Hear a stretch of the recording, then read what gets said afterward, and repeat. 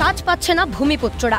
ক্ষোভে কারখানার গেটে বহিরাগত শ্রমিকদের ঢুকতে বাধা দিয়ে দলীয় পতাকা হাতে নিয়ে বিক্ষোভ দেখান স্থানীয় তৃণমূল কর্মীরা। দুর্গাপুরের সগরভাঙা কলোনির একটি বেসরকারি কারখানার ঘটনা।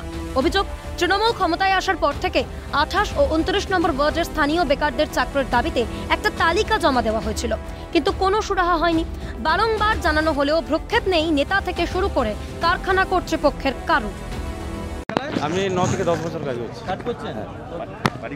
বাড়ি আমার বড়জোড়া ভৈরব। কি বললো আজকে আসার পর? এখন তো বললো নাম লেখালাম এইটুকুনি। কারা আটকাচ্ছে? এরা তৃণমূলের লোক।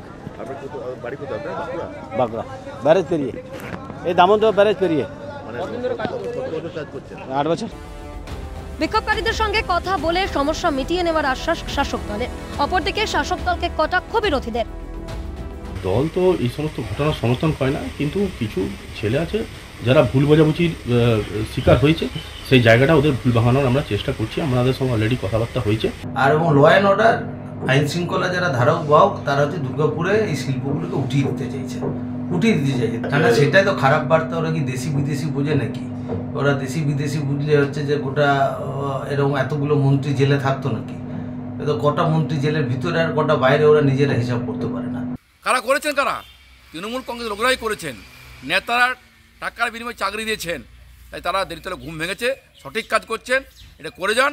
আগামী দিনে এই ঘটনা ঘটতে না পারে, এর পিছনে আমি আছি, আগে ছিলাম, আজও থাকবো। ঠিক কাজ করছেন। প্রচুর বহিরাগত লোক যাদেরকে হচ্ছে টাকার বিনিময়ে এখানে বহিরাগতদের ঢুকিয়ে যে টাকা খাওয়ার কালচার, তার সর্বৈব বিরোধিতা করছি। স্থানীয় বেকার যুবকদের কর্মসংস্থানের দাবিকে সুনিশ্চিত করার আবেদন জানাচ্ছি। স্থানীয় হয়েও কারখানার কাজ না পেয়ে বিক্ষোভে সামিল তৃণমূলের কর্মীরা। তাহলে কি দলীয় কর্মীদেরও কর্মসংস্থান দিতে ব্যর্থ শাসক শিবির?